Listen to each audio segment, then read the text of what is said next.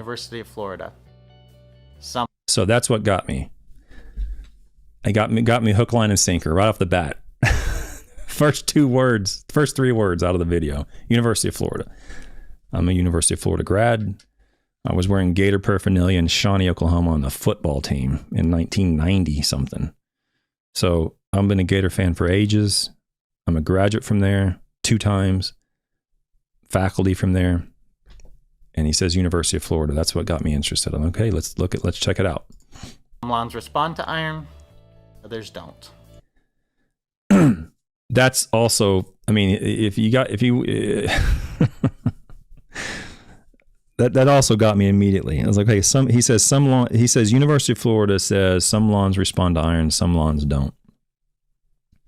Now, if you know the past about the University of Florida and my history at the University of Florida, there have been maybe,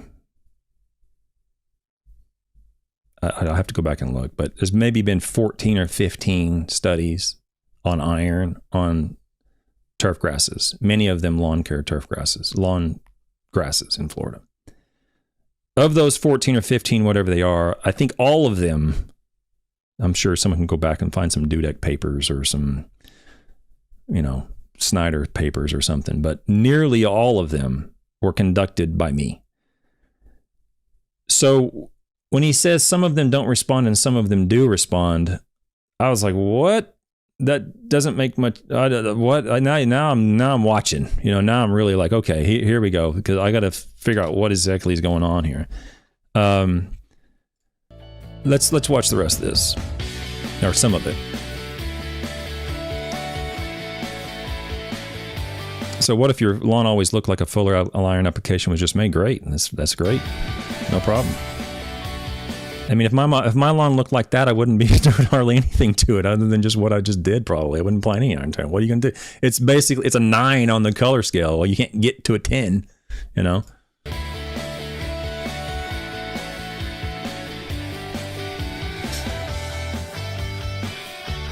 If you're spraying iron at all, you're getting it all wrong. Now, all right, guys. I have been in, you guys probably know about my mental health and my willingness to talk about it. I have been in mental therapy, which I highly recommend to anybody. I don't care if you think you're neurotypical or not. I recommend you do it regularly. It's been fantastic. I've been doing it for years. I'm in 2 times a week for at least a year. This last year, I've been in 2 times a week. So the Travis talking today is not the same Travis that would have spoken 10 years ago. I'm saying all that to say this.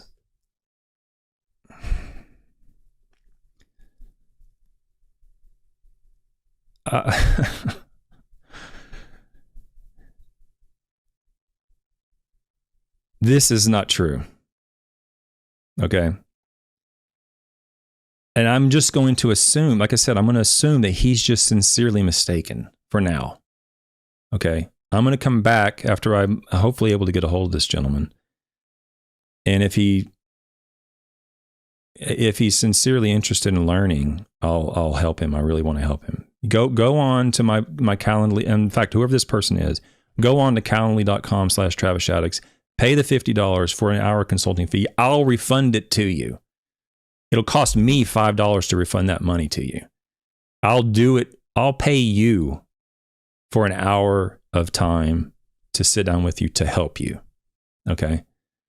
Because if you're going to say, if you're applying, you can say spraying iron at all, you're doing it wrong. You may do that. You may say you should apply granular iron. You may do that too. It's a free world. But if you're going to use University of Florida research to say this, you may not do that. That you may not do.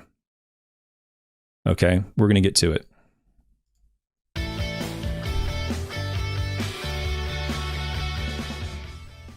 Can anyone tell the difference between that green stripe and that green stripe? Can anyone see any difference on that side versus that side of the white stripe? No, I can't.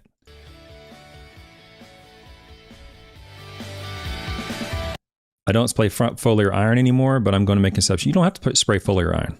Don't have to. Nothing wrong with not applying it. I'm going to skip ahead here a little bit. And this is 20 minutes, mind you. I'm trying to get through it. 1,200 square feet everywhere else. I'm going to be using... He's going to explain what he's going to do. He sprayed some iron. He placed some Ferromec, and he sprayed some All right, guys, it's been 12 hours since I applied Ferromec to half of this, and just straight urea to the other half. And, of course, you've all seen the YouTube videos overnight. Bam! Look at my color. Look at that color. Ooh, it's so dark. Well, I'm going to tell you a different story here. This is the result I expected. 0.1 pounds of nitrogen by Ferromec. 0.1 pounds of nitrogen by the exact same amount of nitrogen, exact same concentration, exact same everything by straight urea. So there's iron on this side, no iron on that side. Okay. And I think at some point he applies some foliar iron sulfate. Can anyone see a difference? No, I don't. Can anyone tell the difference between that green stripe and that green stripe? I don't know which one he's talking about. Oh, by the way, that reminds me. The first, I've done probably, I don't say 14, 15, I don't know how many studies I've done on it. I published 2 or 3 or 4 of them. I don't remember. But this video actually reminded me how it all started.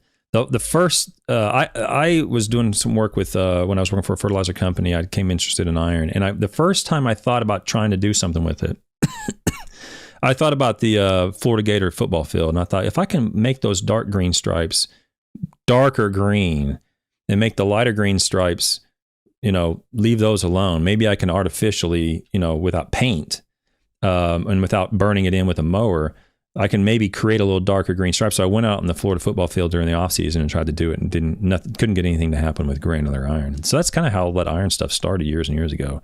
Was like, it didn't work. Like that granular iron didn't do anything. What's wrong with this thing? This shouldn't happen.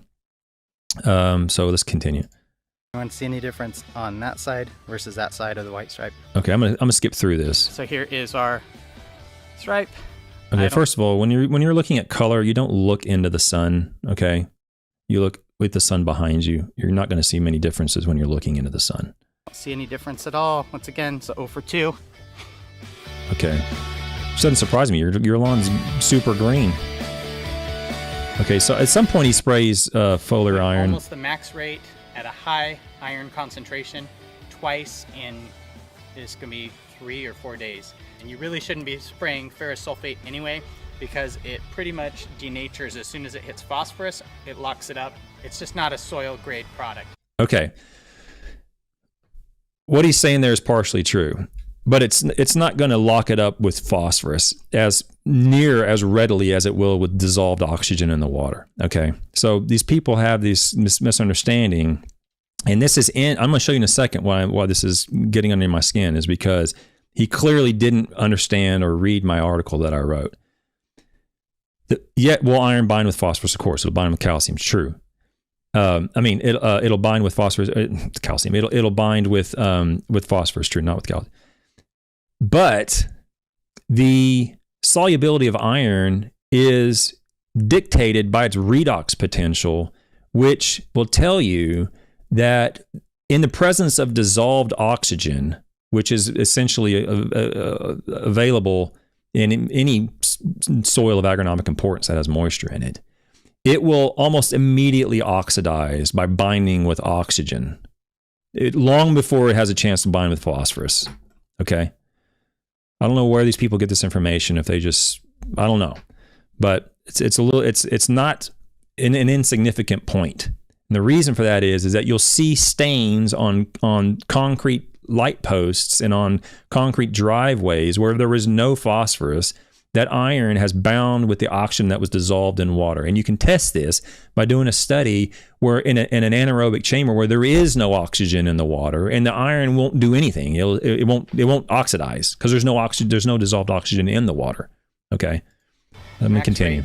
Twice. That's a lot of iron. It's a lot of urea. Okay.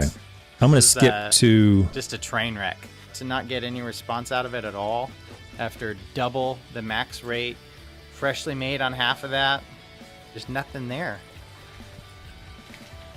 Okay, so I don't know. I mean, he talks about his rates and he talks about the product they put out. I don't want to get into that right now. I'll get into that in a future video if I need to. What I will say is that I went through this, and I don't remember exactly where he gets through, but he gets into something. Hang on, let me get to this point. I don't remember exactly the time stamps. DTA. That's going to be. Oh, here we go. Solubility. Obviously, that's This is what I want to talk about right here. yo-yo all over solubility of a nutrient. Foliar grades: ferrous sulfate, ferrous heptaglutamate. Not right. That's not right. Ferrous glucoheptanate. There we go. Ferrous gluconate, and then ferrous citrate. So these three chelations, ferrous citrate, ferrous glucoheptanate, that's the main one I was seeing, and ferrous gluconate. These sugar-based is what they're going to say. Chelations, the whole point of a chelation is to protect the solubility of a nutrient. And these chelations don't do that. So when he said that, I thought, okay, well, I think he's talking about my study, because I did some work with glucoheptanate and citrates. And so I was like, well, I think he's talking about my study. And he did say they're not really soil chelates. So I thought, well, maybe he's talking about my study for some reason. But then he's saying, don't apply foliar iron. It got me confused. These studies, there's no increased iron uptake in the soil.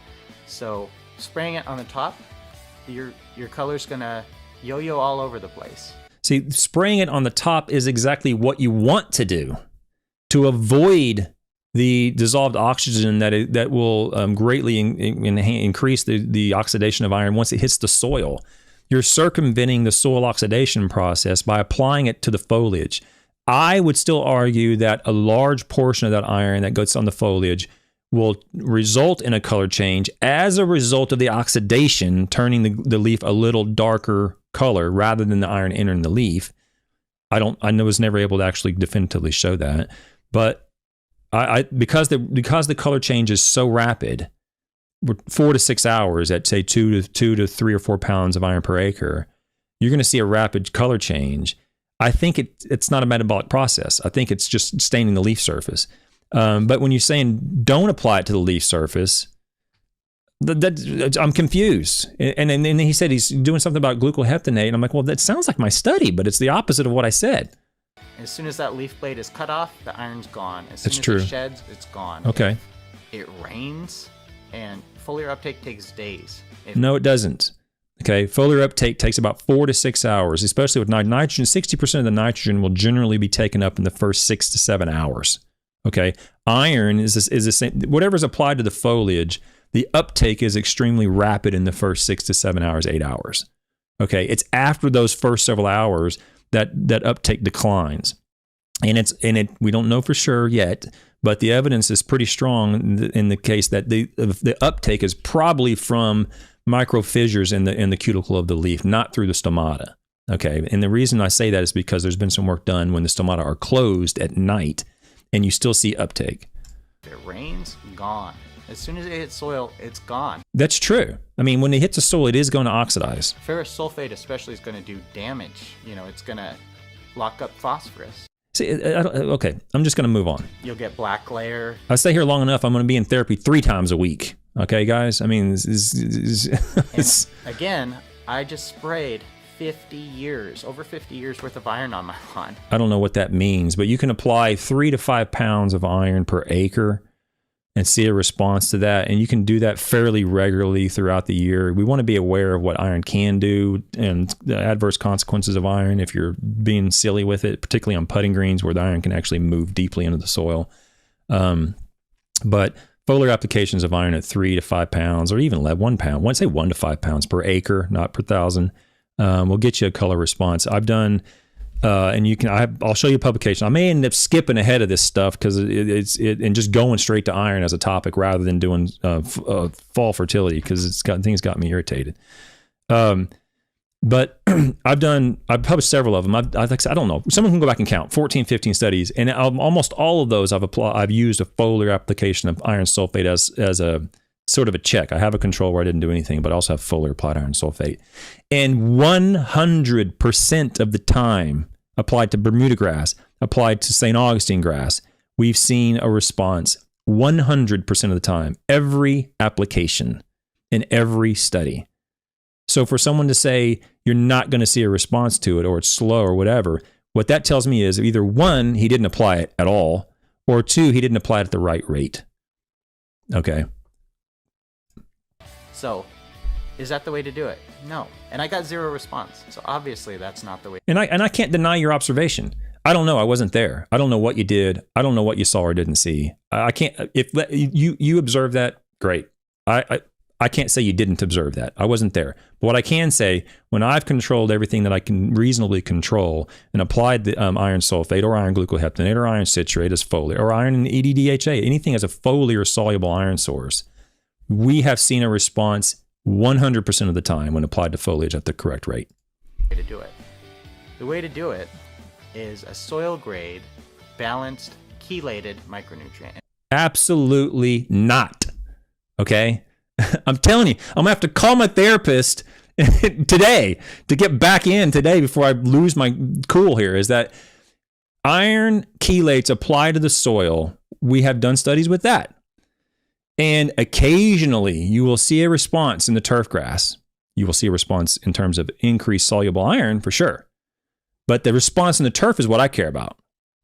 And occasionally we will see a response. The one time that I can tell you I saw a response was after 80 pounds of iron EDTA applied to Princess Bermuda. After the 80th pound of iron per acre, I finally saw a response as when applied to EDTA in Florida on Princess Bermuda. Now, I'm not saying that's what you got to apply and you should apply that and don't do that. I'm saying don't do that. It might be against the law in many locations. We're doing this in research trying to figure out rates. Okay. But just because it's chelated and just because you applied it to the soil and just because it's the right chelate that you applied according to the right soil pH, it does not mean that you're going to see a turfgrass response to that. It's just like taking Tylenol. Okay. You take one little molecule of Tylenol to cure your headache. It's not going to do anything. You have to take the right dosage, and that's two pills or whatever the milligrams of Tylenol are for humans. Okay. And the same thing happens with iron chelates. One, the turf has to be susceptible to a turfgrass response, meaning it has to be deficient in iron or to see a response in it. And two, the rate of the chelated iron has to be applied to the soil at the correct rate, at the correct time of year. Okay. Or else you're not going to see a response to it. And it's very rare that I've seen a response to a chelate applied iron, a chelated iron applied to the soil. Okay, very rare. When I say chelated, I mean it actually protects the solubility of the nutrient. So EDTA, DPTA, HEDTA, fine, and EDDHA. Yeah. Those are going to be your four chelations. Yeah, I don't have a problem with any of that. Okay, so I'm going to skip ahead. Okay, because I don't want to continue going down this road if he's going to come on and or counsel with me and I can help him out because I want to help this guy out. Okay, I'm trying to see where he finishes it up. I'm trying to help this guy out. But what really got me was I was like, this guy's confused or something. And I was like, people are confused. Yeah, it's YouTube and people. He gets a little confused. He's a little bit off, and no problem. That happens sometimes. But then I was trying. He said UF. I was like, well, let me go check University of Florida. So it's like, well, let me see what he's talking about. And I went into his description of his video. So I'm down here looking in the video, and I go to right here, related article. Edis, da-da-da-da-da. Okay? So I click on it, and what comes up? Now, I have known iron for Florida turf grasses. I have known this author right here almost my entire life. Okay? T.W. Shaddix. And what I think has happened is the second sentence, iron applications can result in dark green turfgrass, but may result in no turfgrass response at all. I think what's happened is this gentleman has taken that sentence and assumed that it means it'll happen with this lawn maybe, or it might not happen with that lawn, or it might happen. That's not what this is saying. It's saying that iron applications might result in darker green grass if it's applied as a foliar. If it's applied as a granular, it's probably not at all. That's what it's saying. If you read the article, it'll explain that to you. Okay. And nowhere in here am I talking about, and right here, the photograph, 2 paragraphs down says Bermuda grass showing response to foliar iron compared to granular iron or no iron. So all of these green rectangles are foliar iron, sir. Everything else was your key. I had iron EDTA in the study. You don't see a green square out here on iron EDTA. The non-treated, the iron EDTA, the iron humate, The iron sulfate, granular, all those granulars are all these other squares where you don't see a response. The green rectangles are the foliar response. This was 24 hours after the application on Princess Bermuda, and you can tell from the controls that it wasn't very green. It was susceptible to a turfgrass greening. Now, if your lawn, which by the way looks immaculate, okay, one of the best lawns I've ever seen, if it's already a 9 on a green, you can't go to 10. Okay, it's as green as it's going to get. All right. So it doesn't mean the iron didn't do anything. It just means your lawn's already so dang good, you don't need to do anything to it. You're not gonna go from a 9 to a 10. Okay. Or you didn't put the right rate in, or you didn't put anything. I don't even know what you did or didn't do.